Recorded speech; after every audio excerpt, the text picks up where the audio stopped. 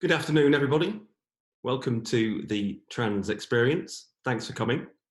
My name's Michael Brown. I am the Managing Director of MKTG. We are a Dentsu agency network brand specialising in experiential and sponsorship marketing. I'm also an ally for And Proud, which is a steering committee set up by the people from our LGBTQ community, who exist to promote inclusivity across the Dentsu Aegis network, which is a population of some 4,000 people in the UK and Ireland and over 40,000 globally. Today is International Transgender Day of Visibility, a day set up in 2009, so not too long ago, to celebrate the contributions of trans people to society and also to shine a spotlight on the discrimination faced by trans people on a daily basis. That's what we're marking this day with, is our webinar, The Trans Experience, What's It Like by People Who Know. Now, we've got a fabulous lineup of speakers. Before I introduce them, I'd like to prompt everybody who's logged in to use the Q&A function, which exists. I think it should be at the top right of your screens. It's a messaging function at the end of the panel session, which should be about 35, 40 minutes from now.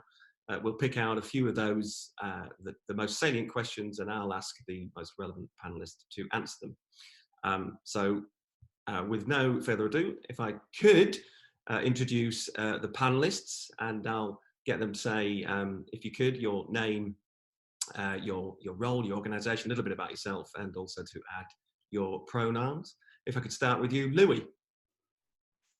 Yeah, thanks very much, Michael. Hi, everybody. My name's Louis Asquith. My pronouns are they and them, and I'm the Legal and Policy Manager at Mermaids. Mermaids is a charity that supports transgender and gender variant children, young people, and their families. Thank you. And over to you, Matt, the same thing. Hi, my name's Matthew Moore. I'm Corporate Fundraising Manager at Mermaids. My pronouns are he and him. I'm really excited to be part of today. Thank you. Thank you. And finally to Mark Runicus, MBE. Hello, Michael. Hi, Louis, Matt. Hello. Thank you for inviting me. Mark Runicus. I'm a gay man, and I am the co-founder of a creative agency called Wax On. And I'm also chair of Outvertising, which is advertising's LGBTQ plus advocacy group. And I'm sure we'll talk more about exactly what we do and how we do it as we go on. I'm sure we will. Thank you, Mark. So Louis, I'm going to launch straight in. I'm going to pick on you if you don't mind. So when it comes to trans inclusivity in the workplace, while there's still much to do, it seems some progress has been made. A potential barrier, particularly for people like me outside of the LGBTQ plus community, is, I guess, the conveyor belt of new vocabulary, terminology to adopt. So Louis, I was hoping as someone from inside the trans community, if you could give us a quick trans 101, as it were. So what are the main terms to know? How do we keep on top of the language going forward, etc.? Absolutely, I'll do my very best. I can completely appreciate that there is a lot of new language around constantly, and I remember the first time that I heard the term non-binary, for example, and obviously that had a very direct impact on me, and has allowed me ultimately to live my life fully as myself.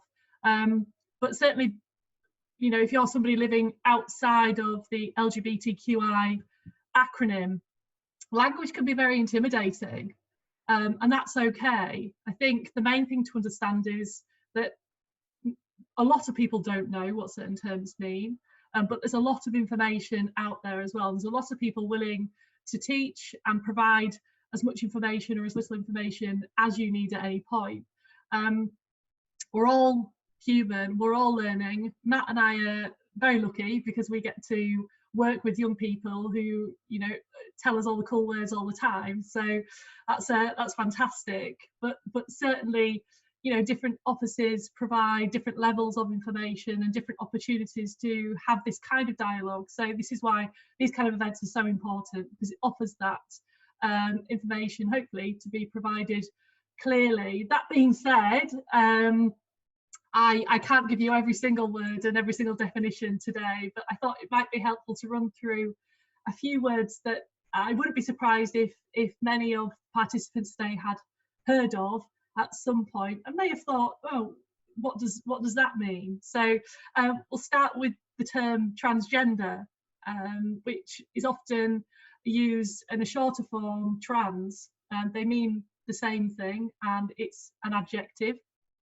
So trans or transgender simply means that somebody's gender identity is incongruent with the sex/gender they were assigned at birth.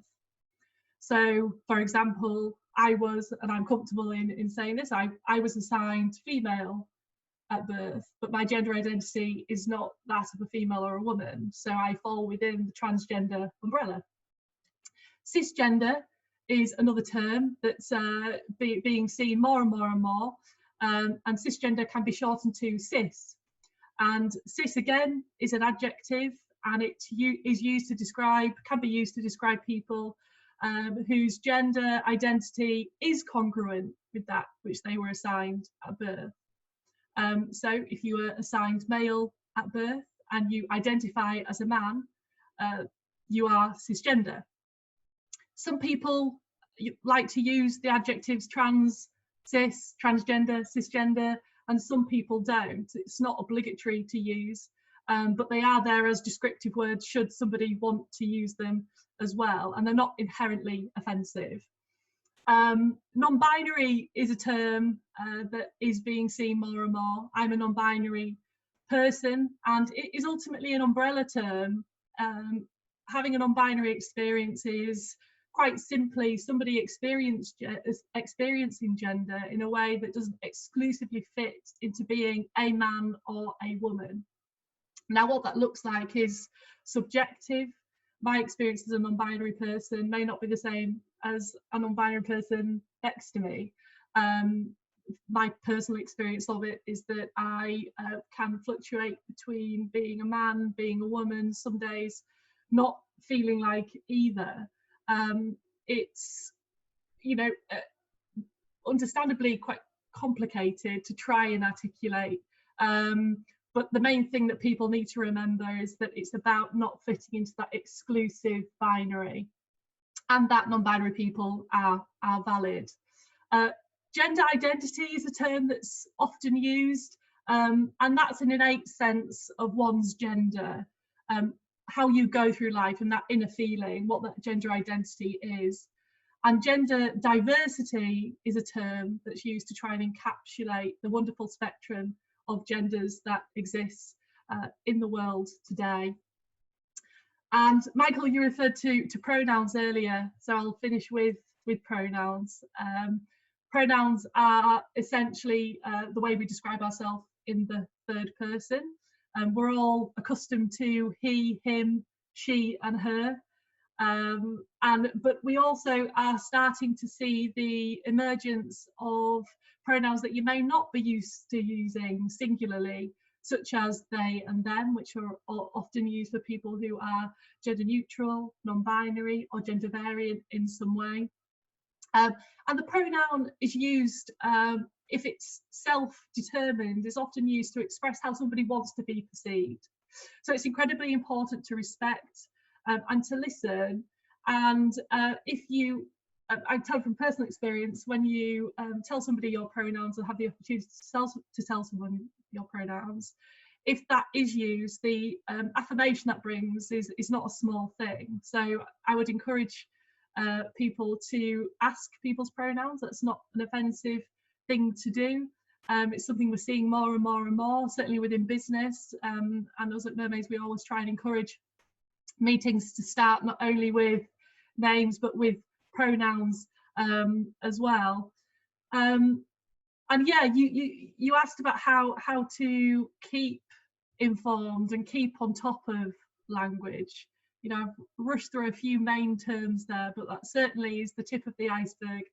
And my advice would be, there's a lot of information out there, so podcasts, websites. The Mermaids website, for example, the Stonewall website is useful. Giles' website is incredibly useful. There's lots of different books out there that can be accessed, and people, and starting a dialogue. The main thing to remember is that if you go into a conversation with respect and a willingness to learn, that will be understood quite quickly.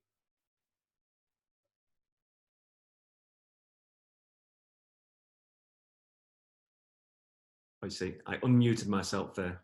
Thank you, Louis. I'm going to keep with you, if I may.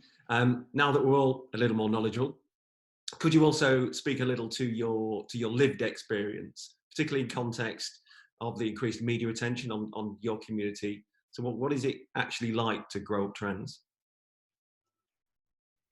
Yeah, thank you. It's a really important question. I mean,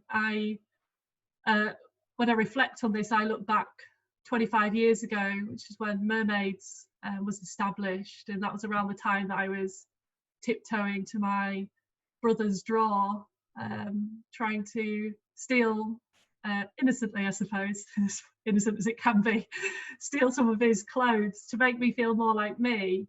The language we had back then wasn't as established as we have now, and I grew up in a very loving home, but one that didn't understand quite exactly what I was going through. And looking back, it is clear looking back that I was a gender variant child.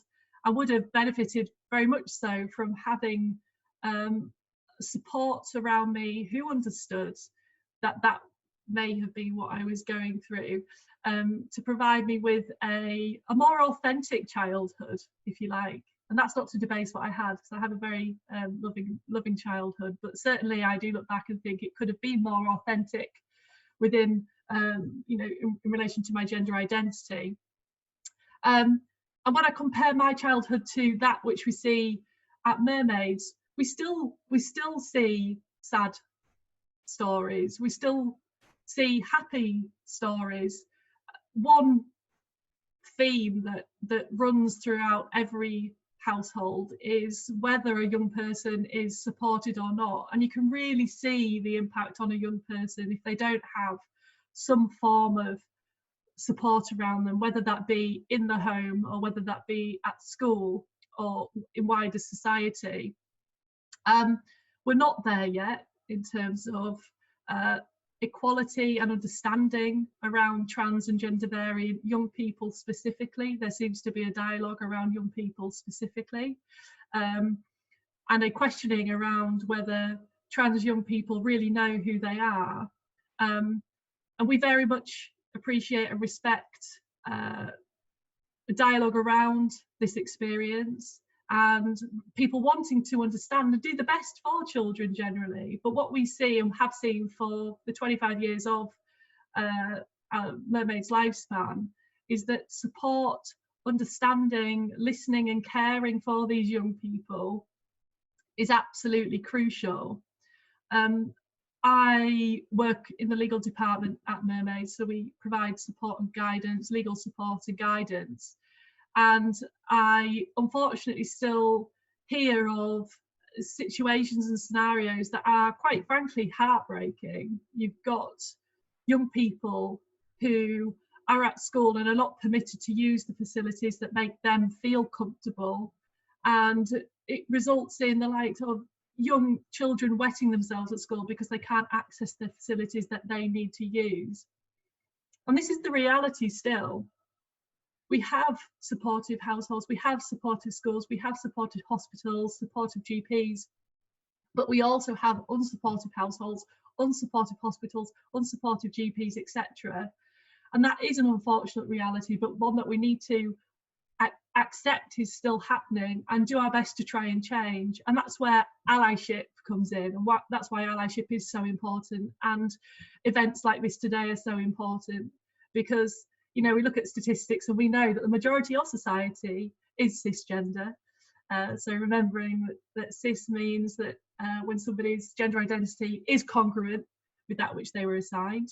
So the majority of society is cisgender, and we need the majority of society to understand and respect that trans people and trans children do exist, and that they are also worthy of respect and dignity in everyday life. So yes, we have seen a lot of positive change, and I hope that we continue to still see that. The media has been difficult over the past few years, but we are seeing sporadic positive news stories also, and we hope that positive change will continue to happen. But the tip of the fulcrum really going forward will be more people coming forward and showing respect and holding out their hand as an ally. Thank you, Louis, for your testament. Inspirational stuff. So I'm going to bring Matt into the conversation at this point then. So Matt, Louis' story is, as Louis pointed out, is the reason why Mermaids exists. It's unbelievable to me that it's 25 years old. That's an amazing statistic, and maybe it's potentially, for the people who are viewing it, they probably don't quite know so much about mermaids, let alone know that it's been in existence for 25 years. So could you, before we go much further, just bring Mermaids to life a little? What's its mission? Why does it exist? Why it's important? Thank you, Michael. Yeah, I also wasn't aware that Mermaids was 25 years old when I was applying for this job. And I think that says a lot about the tip in the narrative and the raising, visibility, as this day is all about, of trans people, especially in the UK and also abroad. So yeah, Mermaids is one of 2 nationwide charities supporting transgender young people and their families specifically. And our 3 pillars or 3 values are to embrace, empower, and educate. So we embrace everyone who comes to us. We believe they are valid. We empower them to get the help they may need and seek out that help. And we educate as well. So we provide the information and resources that those who come to us, whether they're a young person, whether they're a parent, or they could be a professional who is supporting a trans young person, so they might be a teacher or in the healthcare system.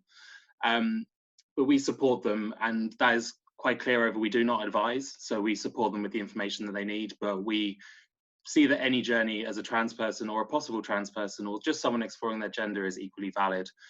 So we're here to support them on that journey. It might be one phone call, it might be them joining our community for a number of years, but whatever stage they're at, we are there to support them. So 25 years ago, we started as a group of parents at the Tavistock and Portman, which is an NHS foundation, and at the time was the only one supporting gender variant youth. And these parents were brought together by their children's commonality, which was they were trans or gender diverse.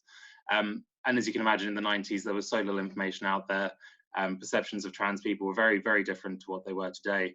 And they saw a need there. So they got together, as we say, around the kitchen table and founded Mermaids. And I'm sure a question that would come later, but I'll address it now, is why Mermaids?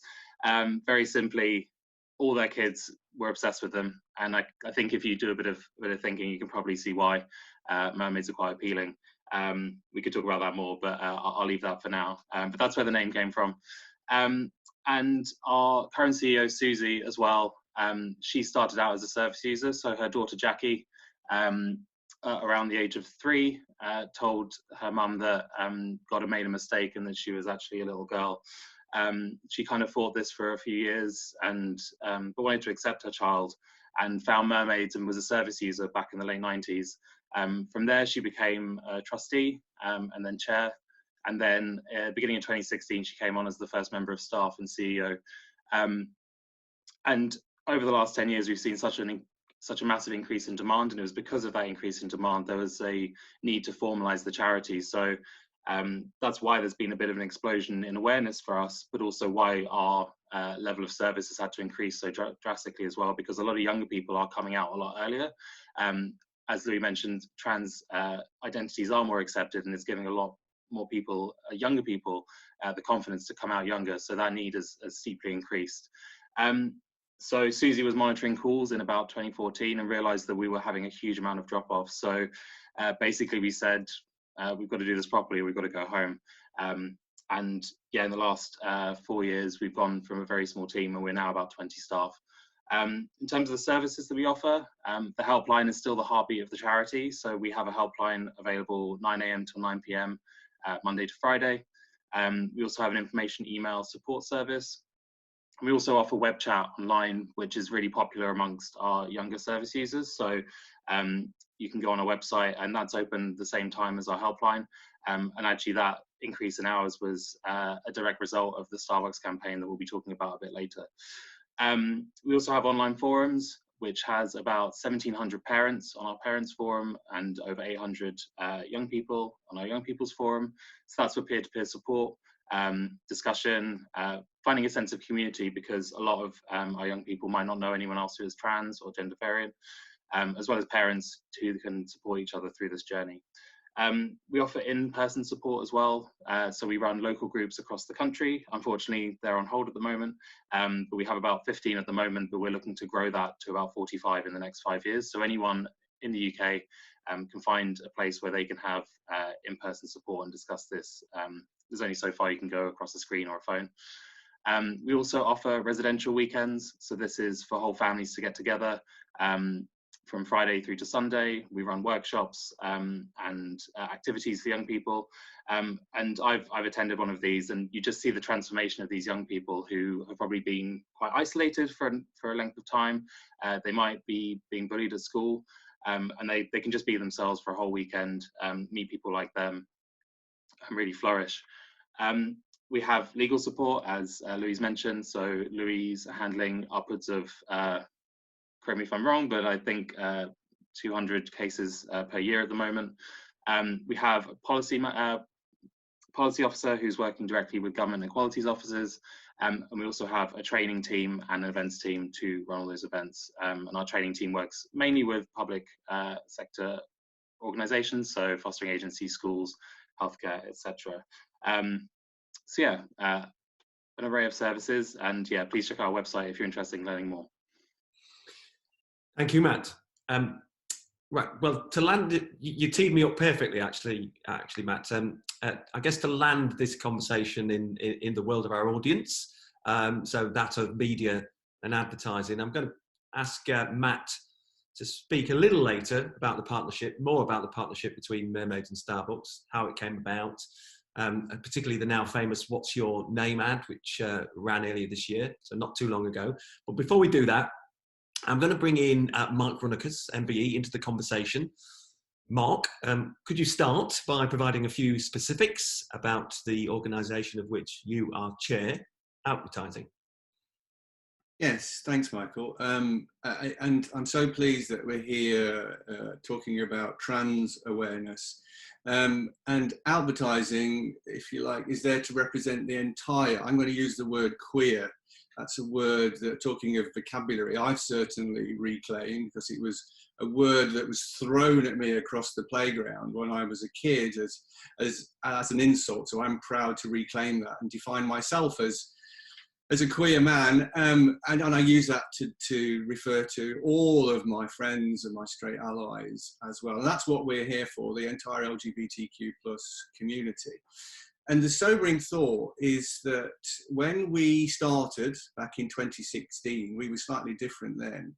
There was no LGBTQ plus network in our advertising world at all, as far as we know. And, you know, I'm sure Matt and Louis will tell you that in the world of law and accounting and other places, LGBTQ plus networks have been around for a long time. I mean, the fact that Mermaid has been around for 25 years is fantastic, but it's dreadful that in our advertising world, there was nothing like advertising. So we set about creating what was then a network, and it changed over time, and it's now there to do something which is very clear, that we're all volunteers. We all have a day job in advertising or in an agency or working in a marketing environment. So we all do it in our spare time, but we all believe passionately that we are privileged to have the jobs that we have as communicators. And what we all believe is that we should use that privilege in order to try and make society a better place. And the authentic way that we can do that is a gay man, as I am, or as a lesbian, or whatever we are, is to use advertising in a positive way. And that's all about inclusion. And what we do is we work with the brands in society, we encourage them, we advocate that they should have greater LGBTQ plus inclusivity. Because if it's not obvious, that to me is all about role models. There's a phrase that I'm sure we all use in this world is, if you can see it, you can be it. And that's what's really important. And we recognize that advertising is part of the fabric of our society. And we have a moral responsibility at the very least to make sure that advertising reflects the society of which we are part. And that's really in a nutshell what we do. But obviously we also try to surface role models inside our own organizations. And we do that by providing as much free support and resources. One of the great things we do, I think one of the guys who's watching today is one of our trainers, and he will train people to be the role models that you want to be. And that includes our straight allies too. Louis already mentioned allyship, really important part of it. So externally, working with a brand to surface LGBTQ lifestyles in the advertising, and internally inside organizations to make us the role models that we can be. Perfect. Thank you, Mark. You sort of took on quite a lot of the questions I had there in short form, Mark. I want to think just a little bit more depth, I suppose, in some of these areas. So you lightly covered why is it important for advertising to embrace LGBTQ plus lifestyles. You mentioned early on that we haven't come too far when it comes to the advertising sector. So could you give a bit more detail on how far have we come, what do we need to do? But I think more pertinent for anyone who's looking after a client account, for instance, how easy is it to build the business case for LGBTQ plus inclusive advertising? I think that will be the one that most people viewing here would be interested in. Well, let's talk about the business case, because I think we often overlook that. Certainly, as I said, a lot of people believe that it's just absolutely right that I should be in a TV ad, that Louis should be in a TV ad, and yet we know for so long we have been sorely ignored. And the beautiful story that Matt and Louis will tell you about mermaids and Starbucks came about because of a Channel 4 competition that gave £1 million of media to the cause, which in this case is mermaids. And to launch their competition, Channel 4 did some research. They looked at the UK's major advertisers, and they saw that only 3% of ads actually represented the LGBTQ plus community. So we still have a long way to go, but the mere fact that there is a fantastic mermaids campaign on TV shows that we have actually moved forward. But let me turn to the business case, because we often forget that. And it's great when somebody does start a campaign to get their particular organization to be more LGBTQ plus inclusive. But often there's a CEO who say, I agree, but at the end of the day, we have to sell stuff. So will this also sell stuff? And there's a great resource that I can recommend. It's available on the advertising website, which is advertising.org. And it's a guide, it's a free guide to producing LGBTQ plus inclusive advertising. There's a whole host of case histories. I'm just going to pick two out very quickly, because they're the ones that have really clear ROI, which is what we're talking about. And they were campaigns a year or so ago. And by the way, I'm sorry, they do take a while for the results to come through. So I think both of these campaigns are about 18 months old. There was one for Kellogg's, and Kellogg's they recognized that they were becoming a bit of a tired brand, and working with their agency Leo Burnett, they launched a campaign, and it was very LGBTQ plus inclusive. You'll be able to look at the campaign, and they noticed that because of the campaign, they actually sold more cornflakes. In actual fact, compared to the previous year's campaign, their sales were up by 5.8%. But what's really interesting, and this is an important part, an important point that I often make, is that when they look closely at the content, it was the LGBTQ plus content that actually drove the greatest engagement, 20% higher engagement than the rest of the generic content. And that's an important factor that anybody who is in a brand or as a client should bear in mind, that often LGBTQ plus engagement is so emotional and it creates that deeper engagement that's really, really important. The second case history, very quickly, is McCain's, and they were looking at lifestyles. They wanted to prove that McCain's was a particularly pertinent lifestyle brand, and we'll use the A word a lot. They chose an authentic lesbian couple, Kimberly and Molly, to be in their ad. And I don't have the sales statistics, but their brand tracking showed that as a result of that particular ad, the McCain's brand favorability really soared, intention to purchase really went up, and so really positive results from LGBTQ plus inclusive. Just 2 examples there, there's more on the website. Fabulous, convincing cases, all of them. So on hearing that then, Matt, we're building up this Starbucks ad, aren't we? We will show it, I promise, at the end of the webinar. I wonder if you could speak a little more on that then, Matt. How did it come about? Mark's already mentioned the Channel 4 competition, but I wonder also if in the wake of that, go back to Mark's business case argument, has that been built for Starbucks, in your opinion? Was it well received? Will they do it again? I guess would be a marker of that. And might others be inspired as a result of what's gone before with Starbucks? Thank you. So I'll start at the beginning. So we were approached by Starbucks creative agency Iris back in September, and they'd already gone through the first stage of the pitch process, but they were down to the last 7 or 8 before they went to the final judges, and it was a fairly quick phone call, just saying, here's the idea. Would you? We want to go a bit further than. Basically, wanting to give back in an authentic way, but also to have a partner that could keep them on track and ensure that the campaign landed effectively, which I think we can wholeheartedly agree that it did. And I'll be quite honest. The idea that you see in the "What's Your Name" campaign was pretty much there from day one, and it just goes to show that the level of effort that they put into the idea itself, but also the research and the insight that drove that. And I think you'll look to a lot of other LGBT or LGBT focused campaigns. They're usually around Pride season. They're usually with a rainbow, and it's usually, LGBT people like to have fun, and that's about it. And there's no real depth to it, and that's when a lot of brands like to jump on board. So I was quite refreshed to hear that they were doing something at a different time of the year to start off with. But yeah, I think if the idea had not been there, or not in a way that I think that we could have driven it forward in a meaningful way, we would probably not have agreed to be in principle from that point. But I was confident, and so was the rest of the team, that we wanted to be a part of this because of like that true insight that they found. And in terms of how Mermaids got involved, I think it was a fan of ours at Iris that had heard of Mermaids and suggested it. So thank you to that person. I'm not sure their name. But yeah, it just goes to show that the awareness of the charity has risen so much as well, and that we can reach those people.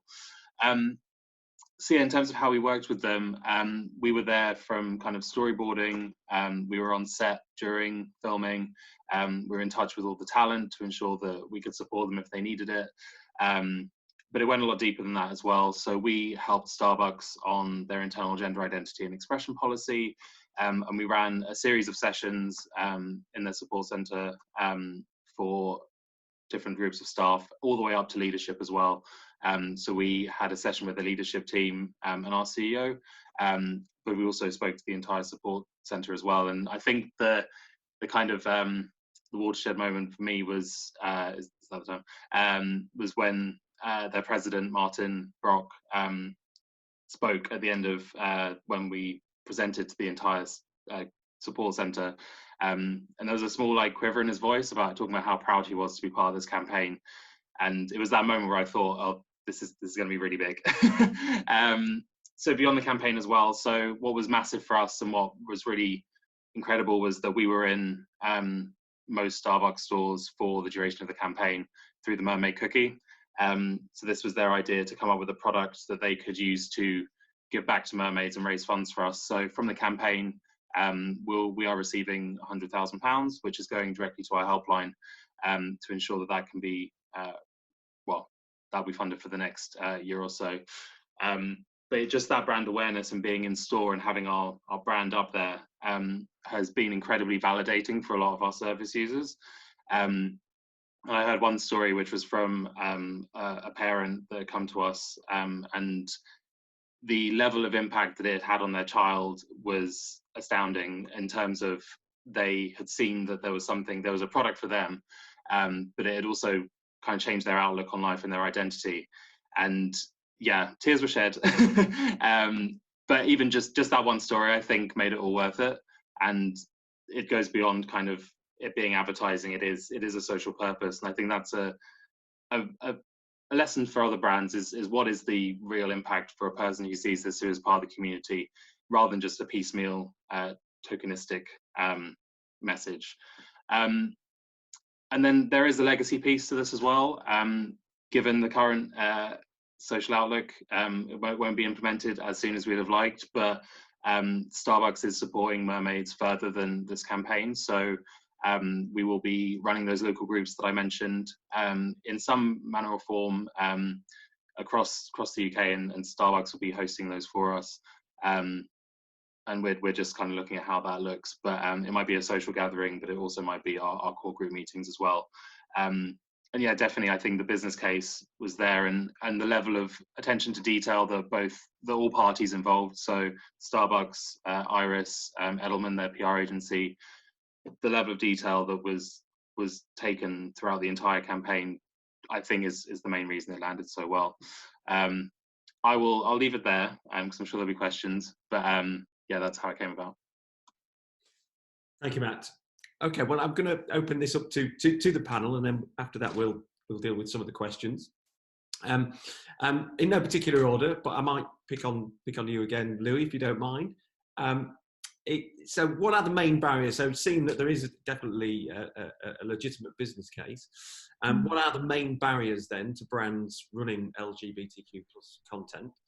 And then do you each have any tips, watch outs, particularly for creative and media agencies who are servicing brands with ideas for and embarking on inclusive advertising of this nature? Louis?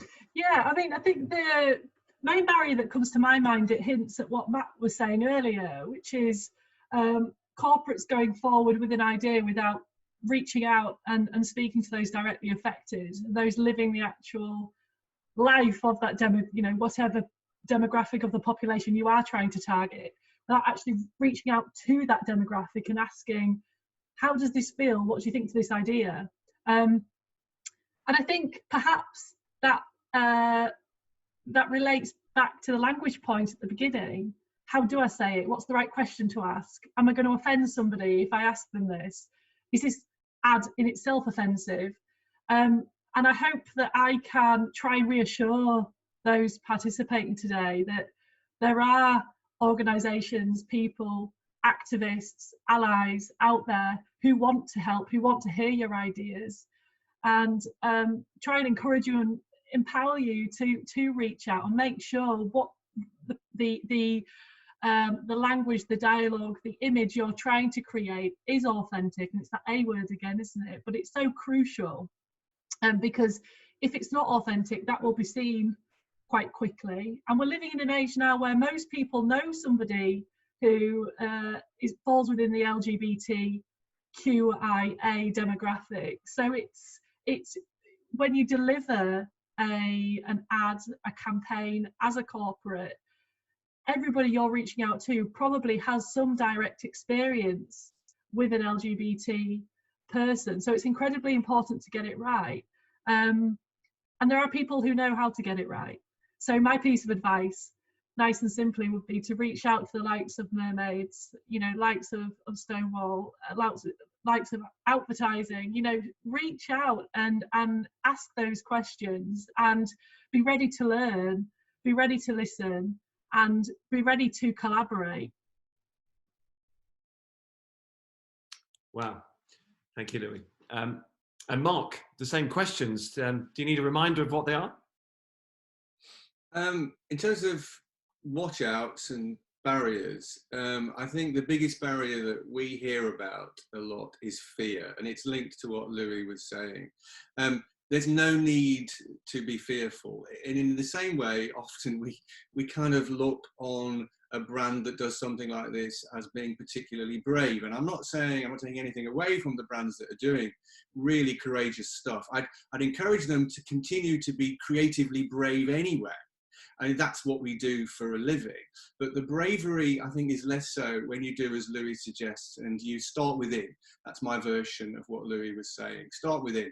And when we talk to a brand for the first time, well, the first question is, have you got your own LGBTQ network? Have you got an ERG, an employee resource group? And if you haven't, then start one, because the community will see straight through it if your intentions aren't authentic, if they're not particularly genuine. A couple of other things to think about. You don't have to go from 0 to hero. Mermaids has done an amazing job to go from being not that well known to being on national television and having an amazing campaign. You don't have to go that far overnight. They were lucky, and they deserved the £1 million that they have.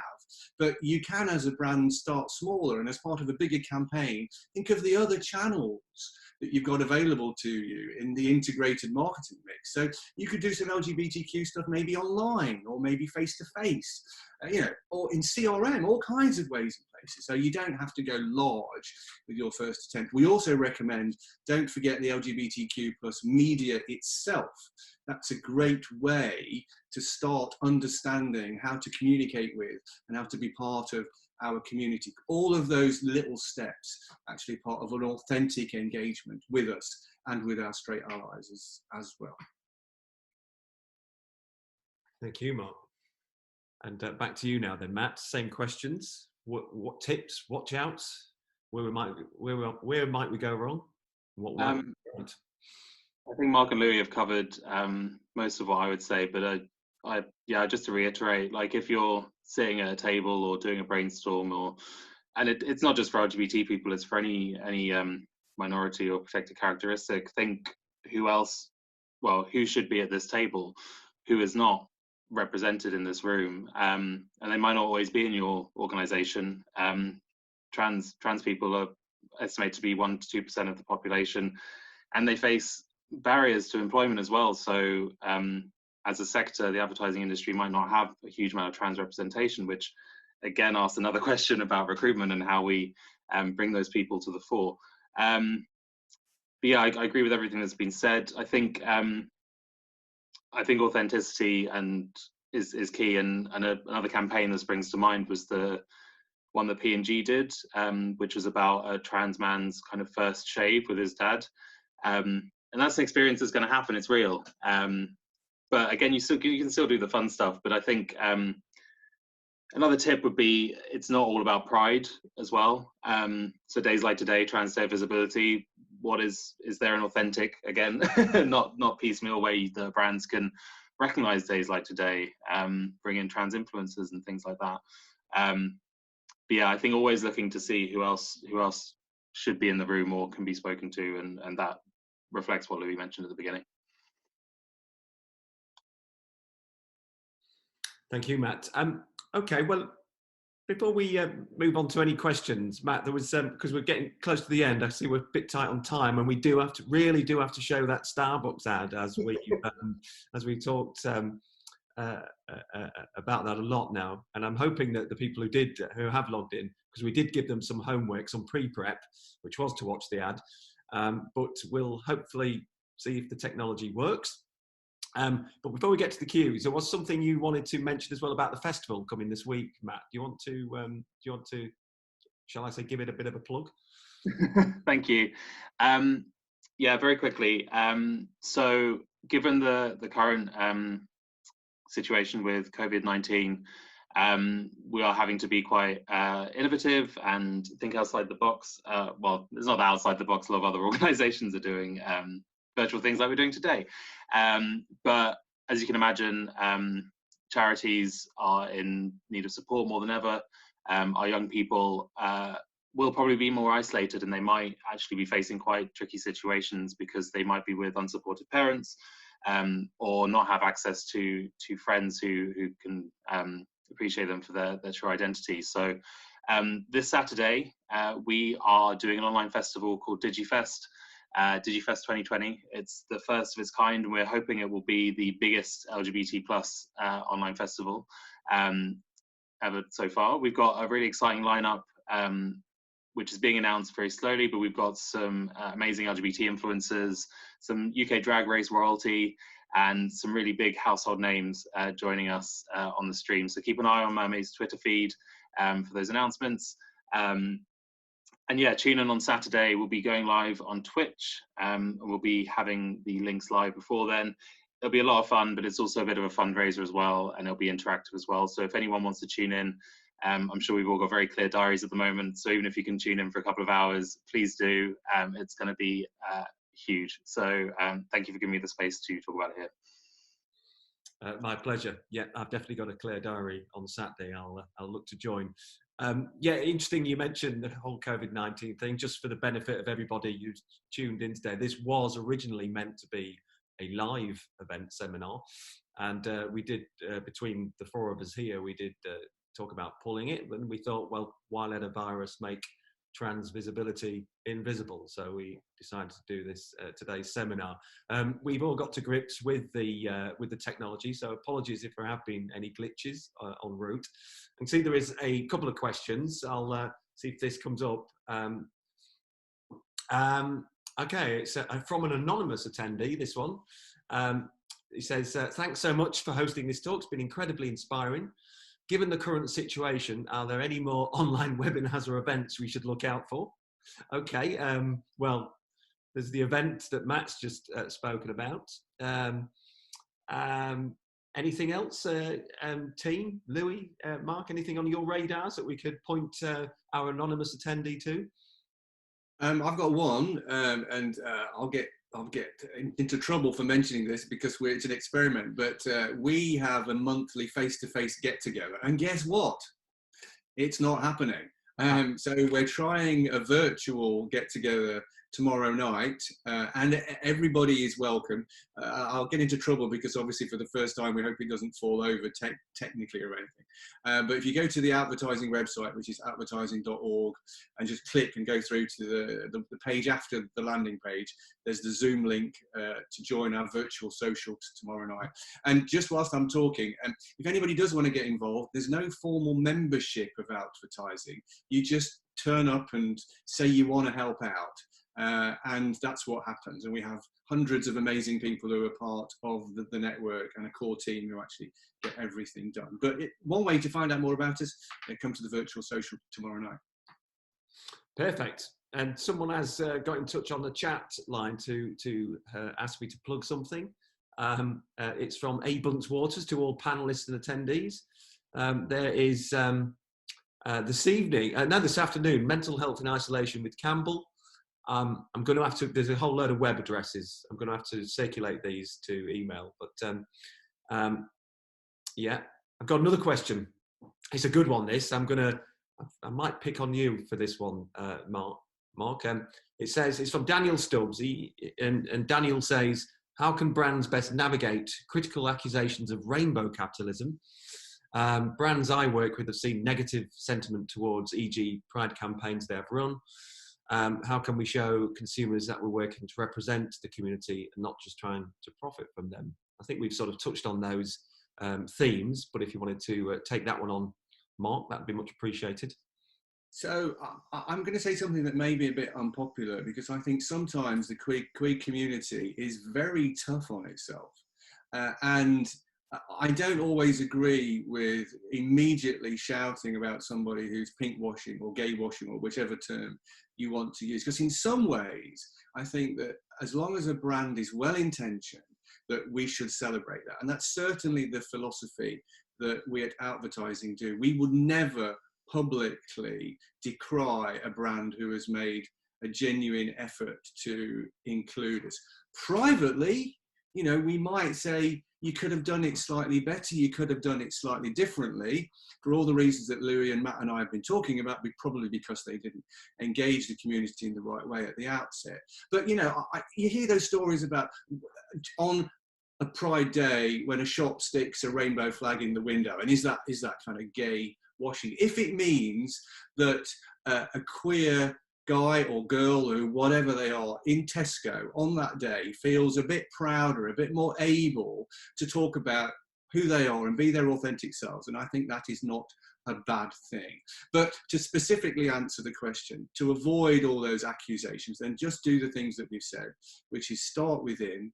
Perhaps don't start with sponsoring a pride parade. Start smaller. Start with a real grassroots, authentic engagement with the queer community and learn about it. And then as you take further steps going forward, I am confident that you won't get the accusations that we've talked about. But if you do still, and maybe Matt and Louis can talk about this, because I know there was a backlash to the Starbucks campaign, but you managed that very, very well. It's about don't turn back, continue, be confident, but have your social media ready if and when something like that actually happens.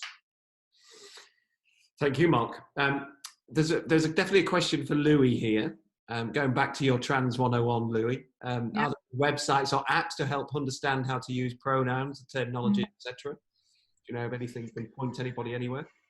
I don't know any app specifically. There was an app a few months back, but that hasn't materialised, so I don't want to give that information in case it goes nowhere. But what I would say is that there's loads of information online. If you simply type in how to use pronouns, loads of information comes up.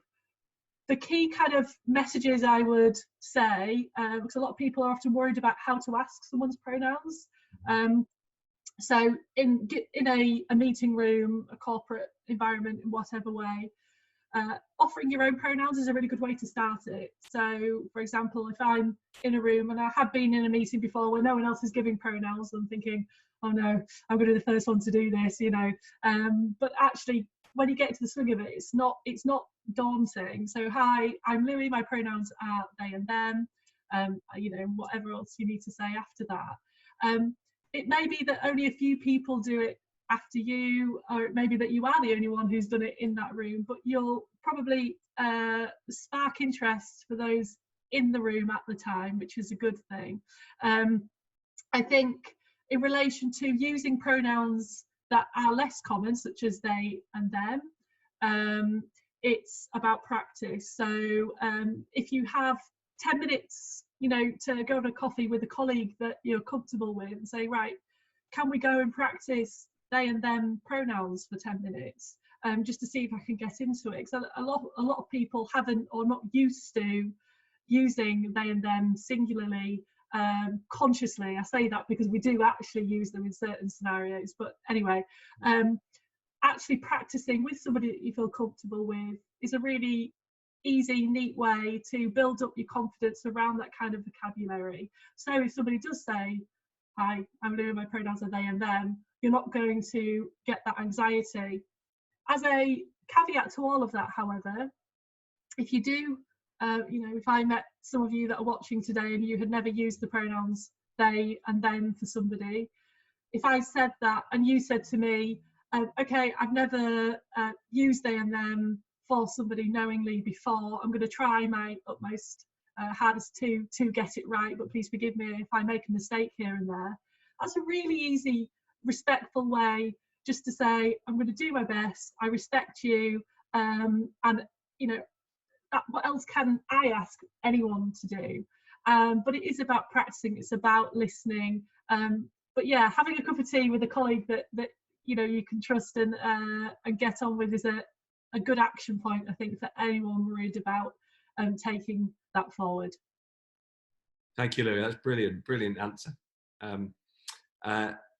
I'm going to move. There's another interesting question actually from Lee Maybe. I know Lee. He's the chair actually of the And Proud Steering Committee. I'm going to open this up to all three of you. Actually, I think it's a really good question. How can we represent trans identities in brand communications? And obviously, this is a common theme without accusations of tokenism. Could you give an example of who has done this well? I guess I think we've spoken about Starbucks, obviously. Mark, I'm sure you'd mentioned a couple of earlier. I just wanted to specifically focusing now on trans. Is there anything that springs to mind immediately? Yeah, I'm gonna forget the exact ad, but there was a Nike campaign featuring an American heptathlete, I think, who is trans, and it was really raw. And yeah, I remember the first time I saw it, incredibly emotional. I don't know whether Matt and Louis know the one I'm talking about. I think I do. Yeah, so I mean, not tokenistic at all. It was amazing, really fantastic. To go back to Starbucks, a lot of people are very aware of the hero piece of content, but they also launched 4 portraits of trans people and how they chose their names, and that's again giving kind of them the voice rather it being the brand. And it was all, and one of them was about trying their name in a Starbucks, and we found that a lot of our service users had actually tried their names in Starbucks as well. Another one I worked on when I worked at Stonewall was with Absolute Vodka, and they did a campaign it was around allyship, but they got an LGBT person to curate a number of influencers to just talk about allyship, and that was integrated into their comms, and they built a sort of web. It was called Drop of Love, by the way. And it was a bottle that had been made out of hateful protest signs, so it's kind of turning hate into love. It was a great concept. But that was giving the power to the LGBT community to create the comms around it and why this theme is important to them. And I think ultimately leaning on them rather than making assumptions or driving home a message that might not sit well is probably the best way forward. Yeah, Brilliant. and what I would probably add to that, Michael, is just to say that every corporate has to start somewhere. Yes. And if you do go for it and do something, it may be that you know, others, a small minority of people might suggest you're being tokenistic, but if you continue to be an ally and do it, you know, throughout the year, as Matt referred to earlier, making sure the relationships that you generate aren't just a flash in the pan relationship, making sure that the campaigns that you do are one of many different initiatives that you do, then quite quickly that suggestion will dilute, and then you will be amongst the most fantastic community, and will be seen as, again, we're bringing in the A word, an authentic ally. But please know that the main thing to remember is, if you do you know, take something forward, bring out a new initiative, that the positive impact that will have is far greater than any negative you know, tokenistic idea will be.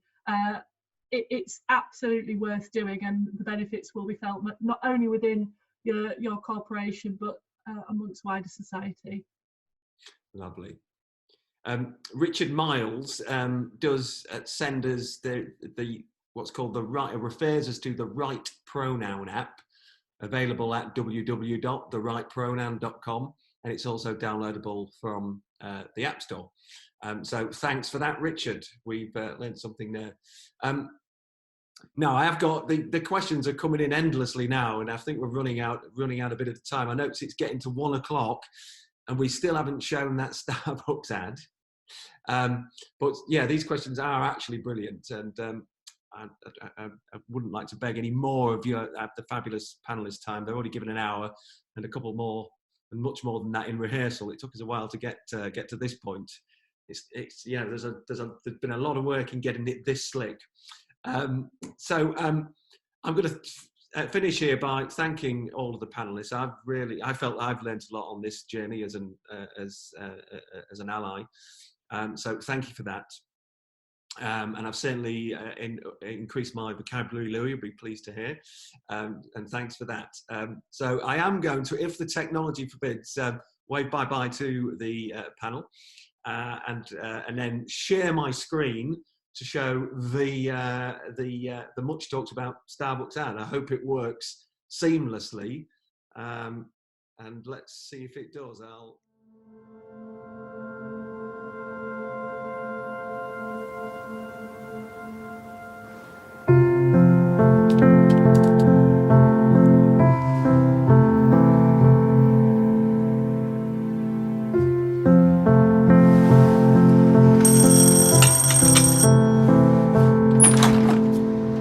Gemma Miller?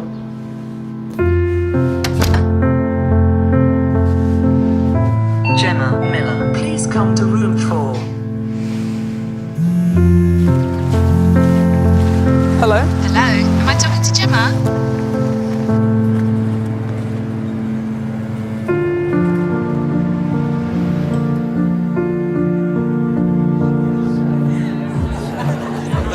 Hey, Dad. Hey! Carol, you remember my Gemma? Gemma?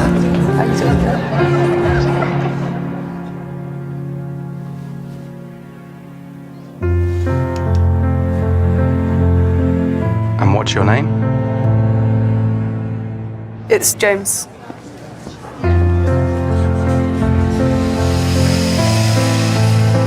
James?